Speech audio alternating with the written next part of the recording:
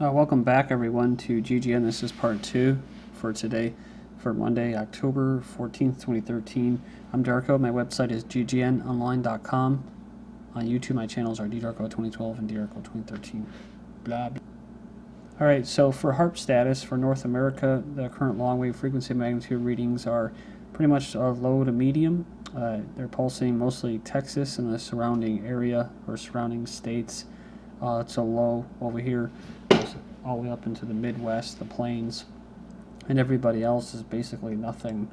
Moving on to the UK or Europe, they're getting basically moderate or moderately basically pulsed, and Western Europe, including especially the UK, probably coming out of there. Then of course you have Australia, and for the most part pretty low, and at a 3 level over there in New Zealand and South Australia. As far as the chemtrail forecast systems, this was this morning, this was this afternoon. See these two fronts moving in, actually connecting tonight, evening, early night, just getting thicker, probably because it keeps spraying. But it's basically moving eastwards, of course. But once it unites, it kind of creates this little line, little front there. That's on Tuesday, but they're saying by Wednesday, the Northwest will actually have a new front coming. Probably they're spraying off the coast there, and it'll pretty much be cleared up for the Northeast and parts of the upper Midwest, but the South is still going to be pretty slammed. Talking about hotspots, I've mentioned Yemen, I've mentioned Africa, especially Somalia, and South America, i.e. Venezuela and Brazil. And I saw this, right, because you remember they were dismissing embassy representatives from the U.S. They were kicking them out, and the U.S. did the same thing. Venezuelan Navy escorts seized U.S. chartered oil survey ship into port. Crew remains in custody from October 13th. I think this happened on Friday, but a U.S. chartered oil exploration ship seized by the Venezuelan Navy in Caribbean waters disputed with neighboring Guyana arrived in Venezuela. They held the 36 members, including U.S. Citizens, 5 of them. They said the ship was conducting unauthorized scientific work in Venezuela's exclusive economic zone.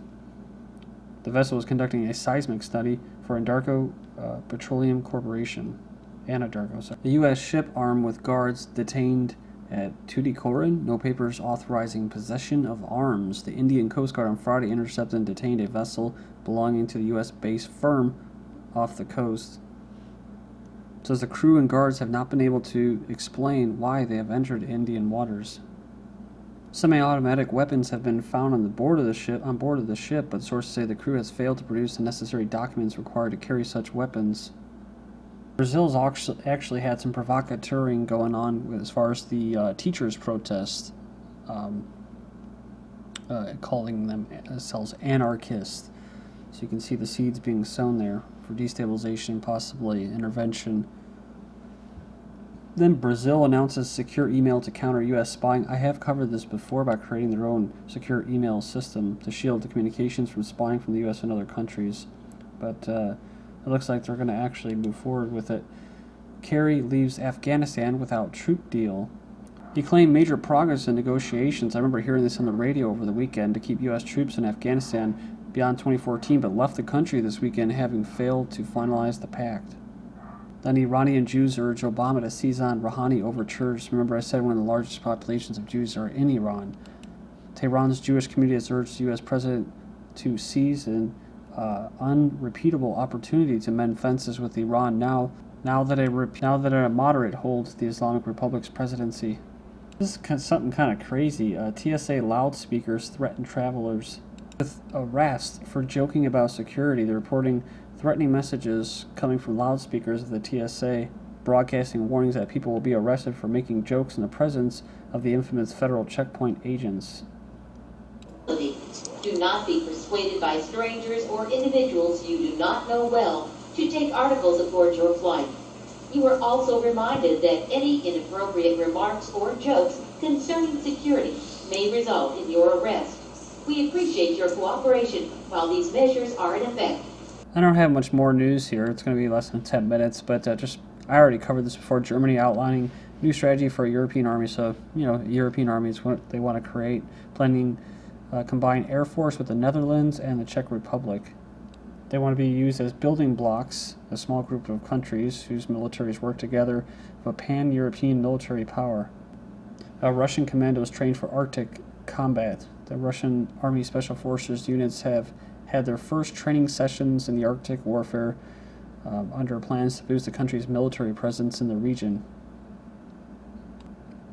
It's an experimental program simulating combat in the polar regions and the mountainous terrain, combat training missions involving elements of mountaineering in the conditions of the extreme north are a new experience for the reconnaissance units that normally train in the mountains in southern Russia. The drills include practicing survival techniques such as finding potable water and food, setting up camp, and covert movement through inhabited areas. But they're also trying to just boost presence overall. 2 Arctic brigades will be deployed in the extreme north over the next few years. Arctic airfields and establish a permanent naval presence along the important northern sea route. There's a lot of resources, of course. France wants action on Central Africa's sectarian poison. So, they said on Sunday they're aiming to drum up international interest for a largely forgotten crisis that risks dragging Paris into a new intervention. And why? Because they had a coup there, and it said here that there's a lot of poor people, right? It's got to help the poor people, despite resources ranging from gold to uranium. So they have to go on and sell this as a humanitarian thing. You cannot ignore the conflict of refugees that are going to come in your country. What about the rapes and the murders? If you don't do anything, if you don't allow France to send troops into Africa, then you're not humanitarian. You're an unempathetic piece of crap, I guess. That's the way they put it. Then to Yemen. Yemen separatists reject dialogue and hold on to secession. Thousands of separatists demanding secession take to the streets of Aden to mark anniversary of their 1967 independence of the former South Yemen. They're basically denouncing national dialogue. These talks are part of a transitional process stipulated by a UN-backed initiative brokered by neighboring Gulf countries, the same ones responsible for the chaos in Syria, which ended it, blah, blah, blah, right? So, an article I need to find, I covered it recently, which was about Al-Qaeda. Al-Qaeda was actually attacking these southern secessionists. They actually killed like 5 or 10 of them in a bomb, in an attack. You always have to remember that theme. Wherever the globalists want to go and exploit their resources or whatever, create refugees, they're going to send Al-Qaeda. Al-Qaeda's September attack targeted a joint Yemeni-U.S. drone base. The Yemen branch of Al-Qaeda, basically, which is going to benefit the U.S. and the central Yemeni government said on Monday that its attack on Yemeni army base last month targeted an operations room used by the U.S. to direct drone strikes against militants, and it threatened more such assaults. So I'd imagine that many of these drone strikes are actually being carried out on the rebels, the people that actually want their autonomy. So they say Al-Qaeda in the Arabian Peninsula is regarded by the U.S. as one of the most active wings of the military network, posing a serious threat to Western interests, including oil tanker traffic, because you have to remember what you're talking about. Yemen, you're talking about right there by the Gulf of Aden. So, that would be a non-ally right there, kind of like Somalia. Those are both trading ports. So if those people were able to regulate and police their own waters, then they would actually be able to help out their people, but they don't want that. Which is why they have to either be in chaos or have puppet governments there. Well, it's not Al-Qaeda that's posing the serious threat. It's the rebels getting secession in the south that's posing a threat to Western interests. So you might see intervention. Who knows? I've heard reports about Marines there as well, and getting armed and funded. Syrian rebels kidnapped 7 Red Cross workers in Syria. The team was trying to return to Damascus after a mid-mission. The Red Crescent workers were kidnapped today just outside northern town. And of course they'll be used for ransom money by the Western-backed rebels. Assad makes a funny, I deserve the Nobel Prize.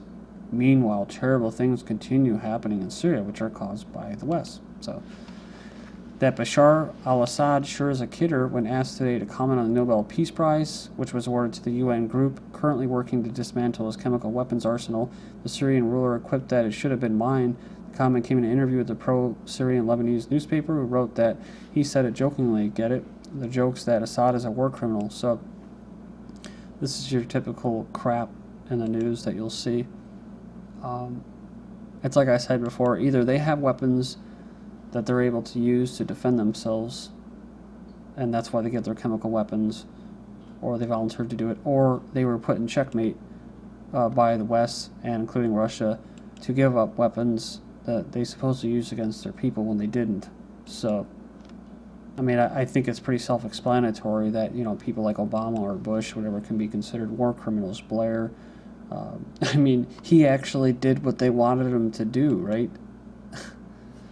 And that's still not good enough, apparently. And as far as the UN group, they didn't give a shit about chemical attacks before, and every time they did try to go in there, they were aided by the Syrian government, this war criminal, and tried to give them protection, but they were fired at, they were kidnapped, the UN workers, and they weren't allowed to go in there. And then, of course, when the UN tried to go in there, or they wanted to go in there and inspect, you know, these chemical attacks by the rebels, they said that they wanted to be able to get access to the entire country. So they're, you know, they wanted to be able to blame it on him, and he said no, of course. So it really scummy type of organization, the UN. I wouldn't depend on them for anything. These comments. Apparently, it's easy to be an ass in public as in private. George W. Bush, Cheney, Rumsfeld are all war criminals too, but they have the good taste not to make jokes about it. And I think they have made jokes. At least Bush has. Apparently, it's easy. Yeah. So Assad for the Peace Prize actually makes sense, a certain amount of sense, when the gas fog rises and everything is still and quiet. I imagine it's pretty peaceful. A Polish town tears down statue marking the rape of millions of German women by Russian soldiers. It says here that the statue called Whatever Frau appeared on Saturday. The artist is a student at the Fine Arts. He said he felt compelled to create the sculpture after reading about Red Army soldiers raping millions of women between 1944 and 1945. The statue has been removed by authorities. So there's a documentary called Hellstorm, or at least there's a book called Hellstorm. You can find it on YouTube somewhere, I think Renegade Broadcasting. And I don't know how this guy was able to be able to put this together emotionally. Just the accounts of the amount of rapes of German women by the Russians, and how they were actually instructed to do it. Just rape them to death. So a sex jihad of Tunisian girl in Syria. They promised me paradise, so I gave myself to 152 men. When she arrived, she was basically married, immediately divorced. She married one of the leaders of whatever, whom she divorced to marry another jihadist, and another, a total of 152 husbands. Talking about these tolerant people, these LGBT people. Girl harassed in school bathroom by transgender student told his rights trump their privacy. Girls have complained about the transgender students' harassment of them in bathrooms. The girls have been threatened with removal from sports teams and hate crime charges. The rights of transgendered Colorado high school student are being put ahead of girls the boy harasses in the girls' bathroom. Wow. A male student who claims to be transgender has caused controversy by harassing female students in the girls' room, but will not face any discipline despite vocal protests from the girls' parents. Students are being threatened with removal from sports teams or even hate crime charges if they continue to voice their concerns. The girls even gave out some or most of their restrooms in order to accommodate their transgender classmate. So the response outraged parents in the Pacific Justice Institute, a civil rights group who wrote a letter to the school demanding explanation, saying, "We're not going to stand by and let 99.7% of the students lose their privacy and free speech rights just because 0.3% of the population are gender confused."